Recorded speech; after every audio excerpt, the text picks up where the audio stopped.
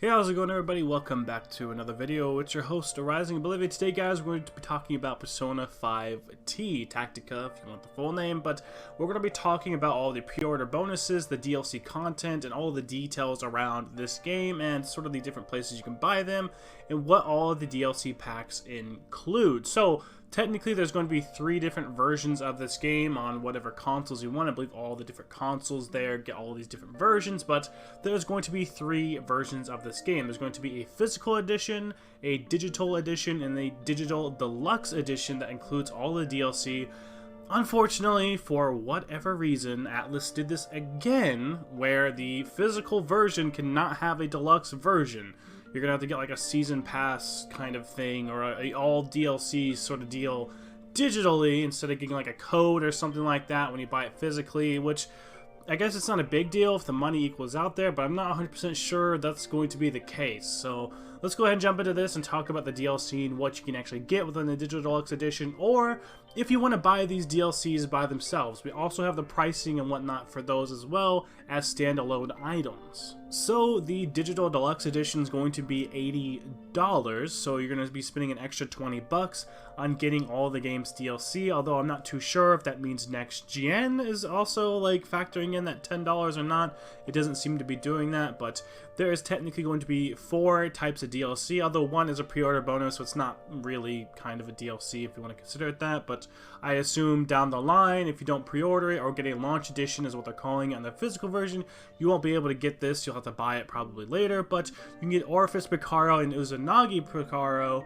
for pre-order bonuses, which just means that they're going to be free summons that you can get right out the bat that you don't have to pay for in the game, like in-game currency. You can just flat out get them. If you play Persona 5 Royal, you know what I'm talking about. A lot of the older protagonist personas and stuff like that were really cheap, and you could just get them immediately.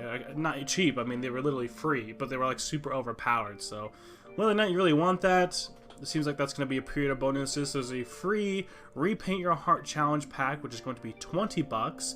Then there is a free weapons pack, which is going to be $8. And then there is the Picaro Summoning Pack Royal Persona, which is going to be a $10 DLC. Let's talk first a little bit more about that $10 Picaro Summoning Pack. If you don't know what that is, basically the Picaro versions of all the different main personas from the other protagonists and whatnot of the other Persona games, the Picaro versions of all of their personas are kind of like the P5 sort of like remix sort of looking versions of those personas. I assume the standard versions might be in the game as well, but we know for sure that this $10 DLC pack is going to be giving you quite a bit of different personas in the Picaro looking version, and typically, like I said, they're free and super overpowered. So whether or not you'd even want this is kind of questionable. I'm not too sure. It seems like maybe you'll be able to have some of these just on their own, but yeah, you could just flat out get it from Picaro this way. So you're going to be able to get Thanatos Picaro, Orifice Picaro Female, Athena Picaro, Mesa Picaro, M Uzanagi Picaro, Kyuga Picaro, the other Uzanagi as well, Araden Picaro, Asteras Picaro, Tsukuyomi Picaro, and Raoul as well is something you can get just sort of by itself. It's not even Picaro, it's just a different one that you can have. Moving on, we have that $8 weapons pack, which basically is just going to be giving you some skins, and the pack has like multiple different weapons, I think, for the whole cast of characters. I think everybody gets a different reskin basically for the weapons. Like I said, it's $8. This could be worth it, give your game a little bit of style and whatnot, but yes, this is going to be an $8 pack. It comes with a Picaro Sandhawk, Picaro Leveson M31, Picaro Slingbow, the Picaro Machine Gun, Picaro Assault Rifle, and you can kind of tell like which character this kind of goes to. The machine gun's going to be on, the assault rifle's going to be, you know, our boy, Art Boy, I can't remember his name, Yusuke. I always mix them up. And then there's going to be the Picaro Revolver, the Picaro Grenade Launcher, that's going to be Haru's, of course, Picaro Machine Pistol, that might be protagonist, I'm not too sure. And it says there will also be 2 additional weapons, and each weapon will be added to the inventory according to the progress within the main story, it says. So I think it depends a little bit onto maybe when we get certain other characters to join our squad that we end up getting these guns. Maybe like whenever like Haru joins, we get Haru's grenade launcher in the Picaro reskin or something like that. That might be kind of what they're doing. I'm not 100% sure, but it seems like this will be added whenever we were supposed to gain access to it. It might be similar to what like Persona 5 Royal was, where like you couldn't just access the DLC immediately. You had to wait a little bit while until you could actually get to that like little box in like Joker's room, and then you can access the DLC. So it might be a little bit until you can like fully access that, until it's actually there for you to have. So moving on, we have something else as well, which is that repaint challenge pack, which I was really curious about this. I didn't fully understand what this was going to be, but it actually says here on the details like what the DLC is going to be. So it says, rise up and take on a new test with a Repaint Your Heart challenge pack. Features new game rules, 2 additional characters, and new battles with dynamic stages. P5T Repaint Your Heart challenge pack includes all new details and the report information within the main game, unlocks a brutal challenge stages with exclusive clear condition, and adds a unique unit formations to subsequent playthroughs. So it actually changes different things within your playthroughs, and you're able to actually customize that when using this version. And when it talks about the 2 additional characters, we know that's going to be Akechi and Kasumi. If you've seen that in the thumbnail, that's kind of where that is.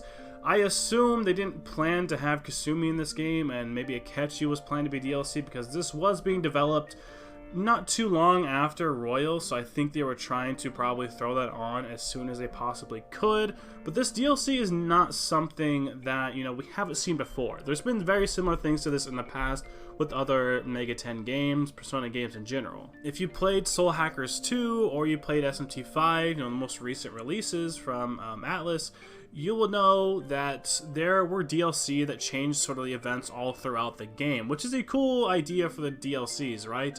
If you got the Demi Fiend DLC for SMT5, all throughout playing the entire story of SMT5, you got multiple different battles with the other, you know, like Minoras. You got all the different stuff with all the different Demi Fiends.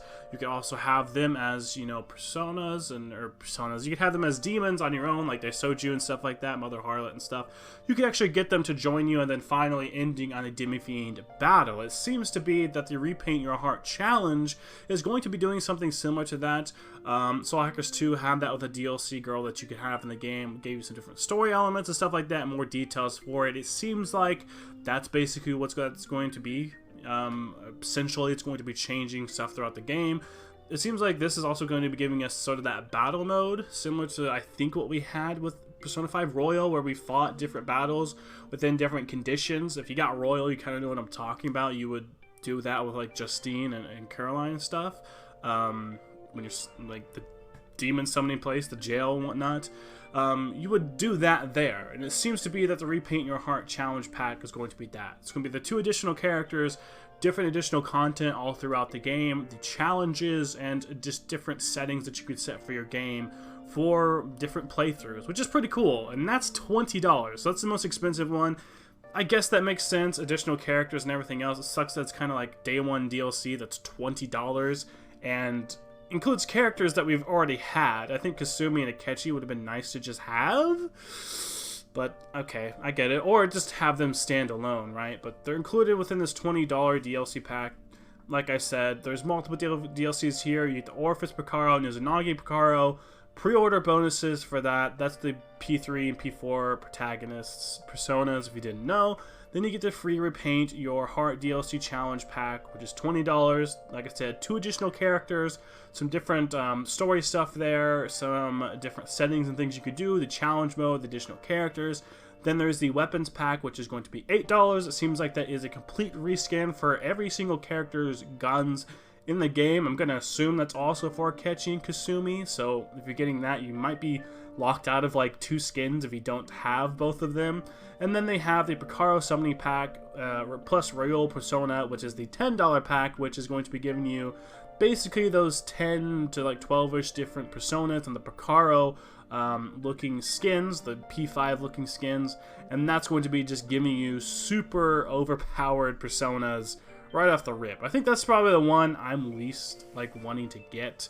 Obviously, the Repaint Your Heart challenge pack is kind of the one that I think has the most bang for the buck in terms of content. $20, which sucks, but I guess depending on what the challenge mode does and how much content it actually brings is is kind of what matters here. I'm not 100% sure what all it means because we just have listings for this. They haven't done many videos about this or even like went in depth as to like what that really means. So we just kind of have that for what it is. And like I said, if you get the digital deluxe version, it's $80 and you get all of that stuff included, which the Repaint Your Heart challenge pack is $20 on its own. So the digital deluxe version is going to be an extra 20 bucks if we're talking about a $60 game. So it's kind of strange. You're getting basically just an added on cost for the Repaint Your Heart challenge pack. So you might as well go for that. If not, you're going to end up spending an extra $18 on top of that. So if you're planning on getting some of these DLCs, the Digital Deluxe Edition does save you on about 18 bucks or so if you think you're going to get all of them in the future. But I think that's it, guys. We talked about all of the DLC stuff here. The games, it's already up for pre-order if you want to know that. Different platforms. If not, check out just Atlas's shop to find that. I'm pretty sure it's already on like Best Buy and GameStop and other places as well. So whatever retailer you kind of go for, that's kind of up to you. But hopefully, like I said, the Repaint Your Heart challenge pack is a little better. I don't know. We'll have to wait and see. I'm going to try and get the best version of the game, but we'll just have to wait and see on that in the future. But that's going to be it for now. Like, comment, subscribe for more content. As always, I'll keep you informed on all things Persona, Mega 10, Final Fantasy, whatnot as well. Check out my Final Fantasy streams. I've been streaming Final Fantasy 16 here on my YouTube channel. I'm starting a playthrough. I should have a playlist with all that stuff in the future. But yeah, that's going to be it for now. See you on the next video.